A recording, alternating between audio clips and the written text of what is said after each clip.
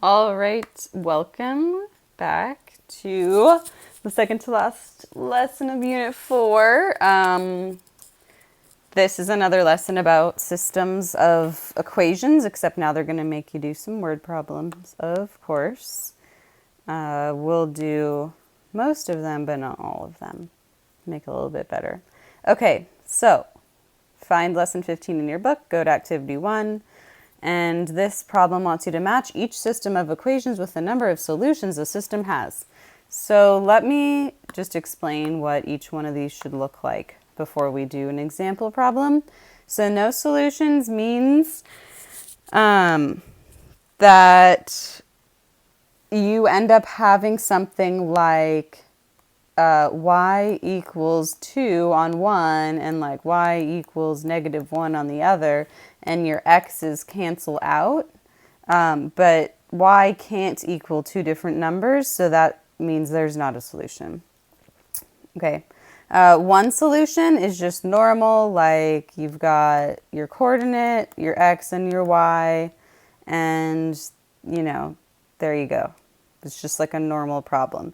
Infinitely many solutions means that if you were to go and solve it, you'd end up getting something that looks like that, 0 equals 0. Or you could just say it's like, let's say you had x plus 1 equals x plus 1. It just means that it's the same on both sides. So infinitely many, same on both sides. And that's just because you could plug in anything and it wouldn't matter, right? Like for x plus 1 equals x plus 1, I could be like x equals 2 and it's still true. 2 plus 1 equals 2 plus 1. X equals -1000 and it's still true.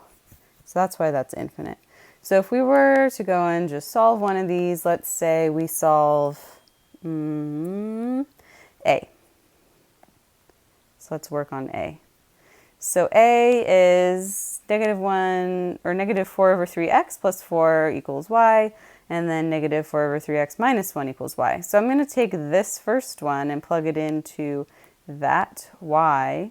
So then I'm going to get something that looks like this. -4/3x plus 4 equals -4/3x minus 1.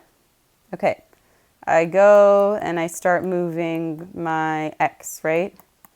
Because I want it to be on the same side. So right away, that cancels out. I bring down my 4. That cancels out. I bring down my -1. 4 does not equal -1, so that means that this would be no solution. I don't know what's happening. Okay, no solution. Because you had to have either an x equals something and the y equals something and it's one thing, or they equal each other, which is infinite solutions, or they're totally different numbers. Totally different numbers can't equal each other, right? So when you go through and solve these, if you get something that is just an x and a y, just like normal, that's going to be one solution. If you get something like what we just did, that's no solutions. If you get something where you just get 0 on each side, like 0, 0, like y equals 0, like it all goes to 0, that's because they're the same equation, and that means it's infinite many solutions. Okay. So this looks overwhelming. Right off the bat, I'm going to tell you, do not do number, which one was it? Number 3. Skip that one. Skip 3. Do not do 3. No 3. The solution to that problem does not make sense. I just think it's a really poorly written problem, and I don't want you to get confused by it. So we're going to skip it. The other ones are pretty straightforward. Number 1 is a little bit tricky, and no, I will not give you a question like number 1 on any sort of quiz, test, quest thing that we might do for this unit. So if you can solve a question like number 1, you're good. So let's do number 1 together, because then I think number 2 and number 4 are super straightforward. It shouldn't be hard. Okay, so remember, these are the 2 things they want you to do. Create a system of equations, and you don't have to solve them, but it wants you to interpret what the solution to the system would tell you about the situation. You can just solve it. If you'd rather just solve it, just solve it. That's a waste of time. Just solve it. Unless you want to do their thing, then go for it. I'm good either way. Okay, so Lynn's family is out for a bike ride when her dad stops to take a picture of the scenery. He tells the rest of the family to keep going and that he'll catch up. Lynn's dad spends 5 minutes taking the photo, and then he rides at 0.24 miles per minute until he meets up with the rest of the family further along the bike path. Lynn and the rest were riding at 0.18 miles per minute. Okay. So the reason, right off the bat, a lot of people are going to look at this and they're going to say, okay, I want to say 0.24x, because that's the speed of the dad, and I'm going to add 5 minutes because he took 5 minutes to take the picture. But the problem with that, if you read the problem carefully, it's kind of tricky. It says after, I think somewhere, he tells the rest of the family to keep going, that'll catch up. Lynn's dad spends 5 minutes taking the photo and then rides at 2.4 miles per minute until he meets up with the family. So he's just going 0.24 miles per minute or whatever. That's all he's doing. We're not thinking about those 5 minutes, like his average time, including like those 5 minutes he was behind. He still averaged that speed until he, met up with them. So the family, though, meanwhile, you've got the rest of the family cruising at whatever, 0.18 miles per minute, 0.18. And we're putting x because it's like slope, right? It's like the constant thing that's the thing that can change. You put the x next to it. Okay. But we have to factor in that meanwhile, while the dad was just sitting there, this family was biking 4 or 5 extra minutes than the dad was. So that's why you're adding this 5 to the family, because they were actually like pedaling for those 5 minutes versus where the dad was just sitting there. He wasn't active for those 5 minutes. That's why you wouldn't give it to him, if that makes sense. And I have to multiply it by the same speed, so by 0.18. And then you can just explain what all of that would work out to be, or you can just solve it. So remember, if you're going to solve it, this is your system, right? And then you can go and say, okay, I'm going to plug this into y, and I'm going to get 0. Oops, and totally use a calculator. You don't need to do this by hand if you don't want to. Equals 0.18x plus 5 times 0.18. Oh, whatever. Let's just solve the whole thing. Okay. I'm getting my calculator because that is faster.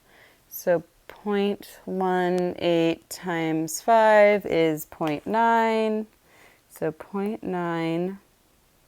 And then I'm also going to subtract 0.18x. Sorry, this is getting sloppy, but...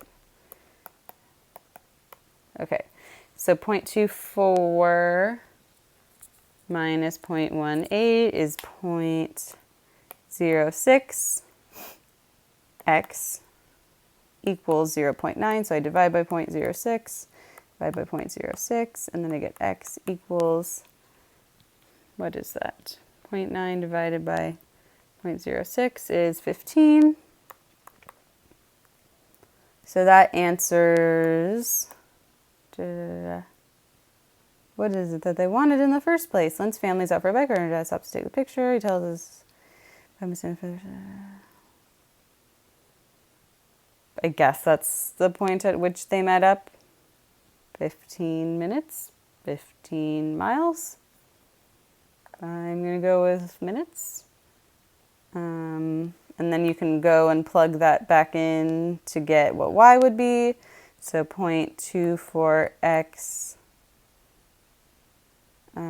So I'm going to do 0.24 times 15, 0.24 times 15, and get 3.6.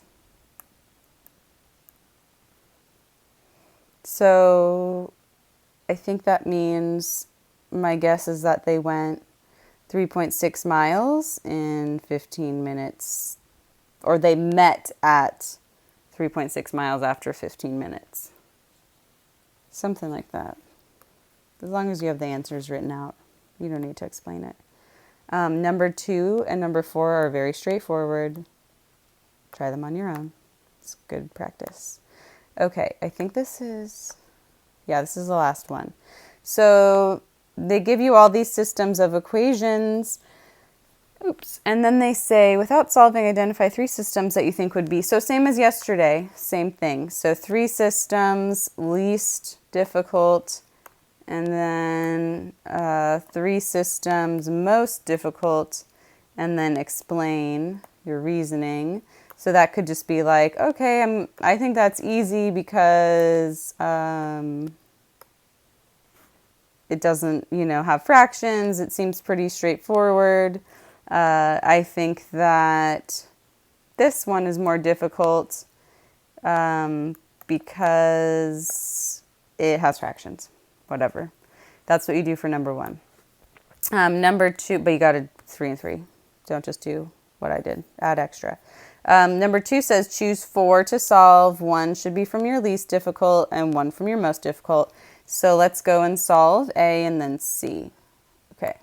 So A is y equals negative 2x plus 6, and then y equals x minus 3.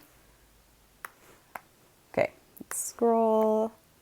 So I am going to take, let's take this and put it here. Doesn't really matter. I just went backwards that time.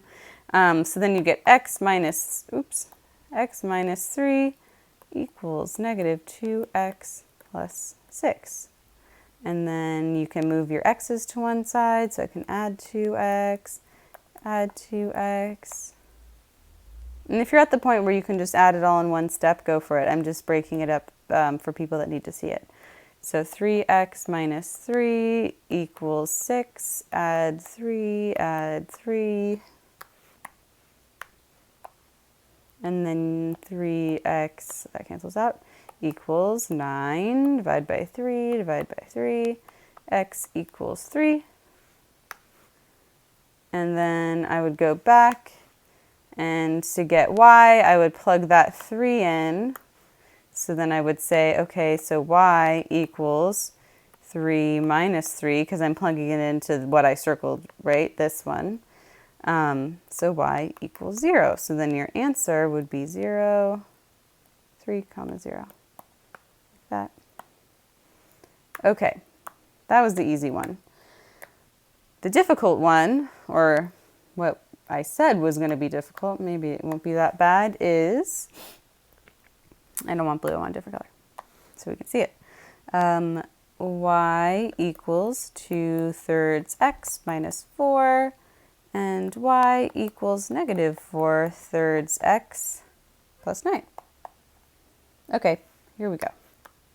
So I'm going to say that I'm going to plug that into this. So then I'm going to get 2/3 x minus 4 equals negative 4/3 x plus 9. Okay, so let's deal with the fractions first, because those don't look very fun. I'm going to use a slightly different color. So I'm going to add 4/3 x and add 4/3 x. So that cancels out. Bring your 9 down. Bring your negative 4. And then here, this is pretty easy because they have the same denominator, right? So you can just add the numerators. So 4 plus 2, 6. So 6/3x minus 4 equals 9. Hope this is making sense. So this is actually not too bad of a problem. So then you can say, well, 6/3, that's the same as 2, right? Because 6 divided by 3 is 2. So 2x minus 4 equals 9. I can move my 4 over here. 2x equals 13. And then I can divide by 2, divide by 2. And I get x equals 13 over 2.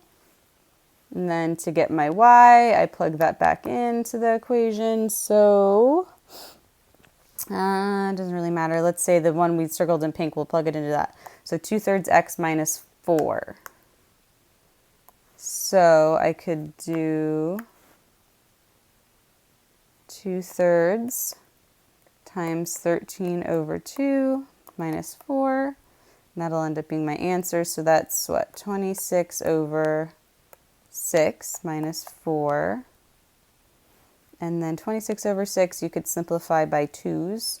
So if you divide each by 2, you get 13 over 3.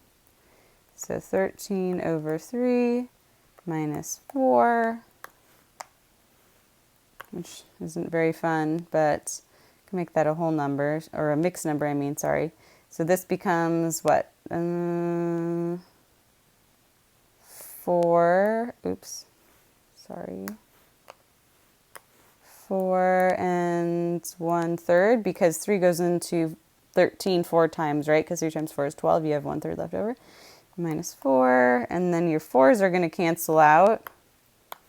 Goodbye 4's, and you are left with 1/3. So then your answer looks like this, 13 over 2, comma 1/3. Done. So you're going to pick, I guess we'd solved 2, so you pick 2 more to solve. And that's all you have to do. And then you need to also do your practice problems. And help today is at 11 to 11:30 because Ms. Pringle and I have to go move all the stuff in the portables because they're moving the portables. So they're making us do that today. That is why the help is at a later time. Earlier time, sorry. So 11 to 11:30, if you need help, send me a message on Remind.